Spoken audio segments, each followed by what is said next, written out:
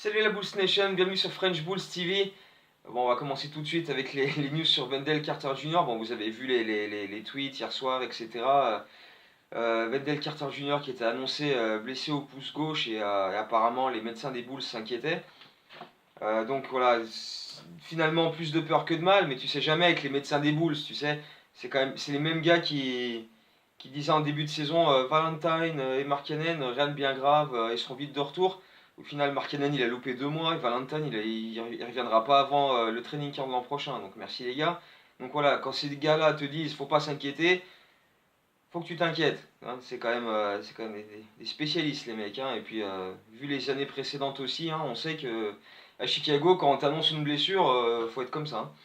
Bref, au final plus de peur que de mal pour Wendell Carter Jr. Qui avait passé des examens pour son pouce gauche et les Bulls donc craignaient une fracture qui aurait nécessité une opération et il aurait loupé pratiquement 2 mois.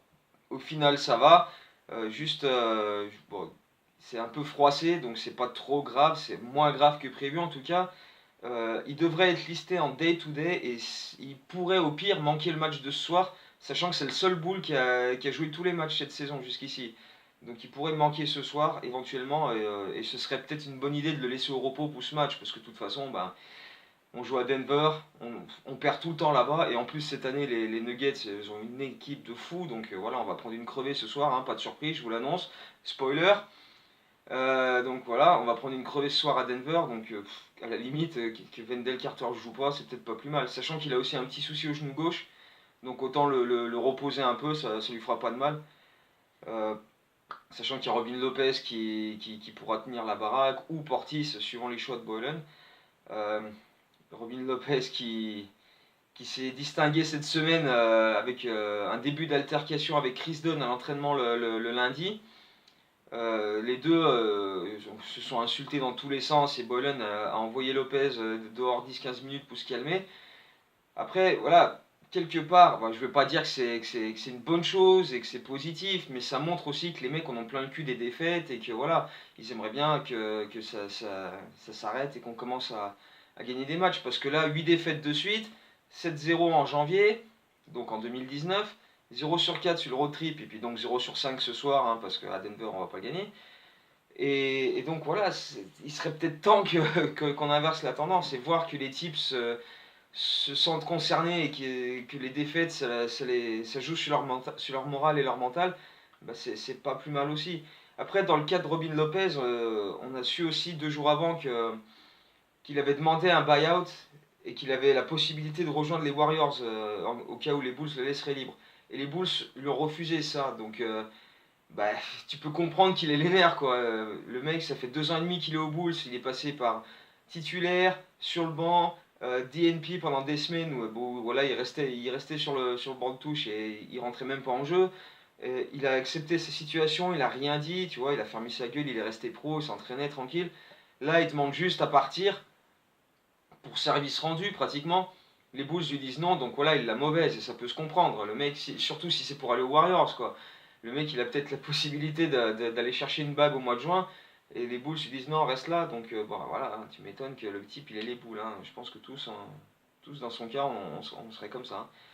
Enfin bref, donc voilà, deux. Et en plus, voilà, il n'a pas joué dans le match contre les Lakers. Le seul match qui était prenable de ce road trip, hein, on en avait parlé, on disait, voilà, s'il y a un match éventuellement avec LeBron James absent, qu'on peut aller gagner, c'est celui-ci. En plus, les Lakers avaient perdu contre Cleveland le match d'avant, donc tu te dis peut-être, et ben non, tu vois, même celui-ci, on n'est pas foutu d'aller le chercher tellement on est mauvais, il n'y a rien.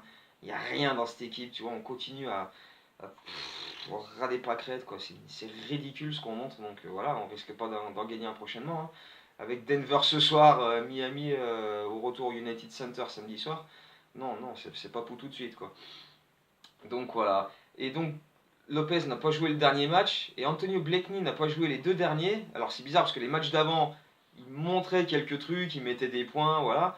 Et puis là, il ne joue plus. Pourquoi? Parce qu'on remet Jabari Parker. Eh ouais, Jabari Parker, tellement essentiel. Donc voilà, Jabari Parker est de retour sur le parquet. Et puis, ben, enfin voilà, on sait que c'est juste pour essayer de faire monter un peu sa valeur marchande et foutre un trade en place prochainement pour essayer de le dégager, quoi. Donc à la limite, bon, si jamais on arrive à en tirer quelque chose pourquoi pas, hein. Pour rappel, quand on l'a foutu sur le banc mi-décembre et que ça parlait déjà des rumeurs de transfert, on nous annonçait que la moitié de la ligue était intéressée. Mon cul, ouais. Bref, toujours est-il que voilà, il est toujours là, on essaye de le refourguer, donc voilà, c'est pour ça qu'il va jouer et qu'il aura 10 minutes. Il a fini meilleur marqueur du match aux Lakers, c'est pour dire si le match était dégueulasse, hein. Enfin bref, donc voilà, lui retrouve du temps de jeu pendant que Blakeney retourne sur le banc, que Lopez retourne sur le banc. Mais voilà, peut-être qu'avec l'absence pas encore officielle de Wendell Carter ce soir, peut-être que Lopez va retrouver des minutes et un rôle, donc à voir. Voilà, toujours, on va suivre ça. Live tweet cette nuit pour le match contre Denver. Probable vidéo demain, voire samedi pour débriefer ce match-là et s'il y a eu du nouveau concernant les trades.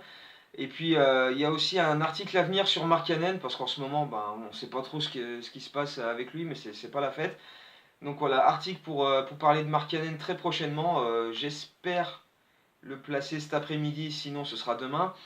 Mais voilà, il y a toujours autant d'actu, des articles, des live tweets, des vidéos. Donc voilà, si vous avez aimé cette vidéo, un petit like.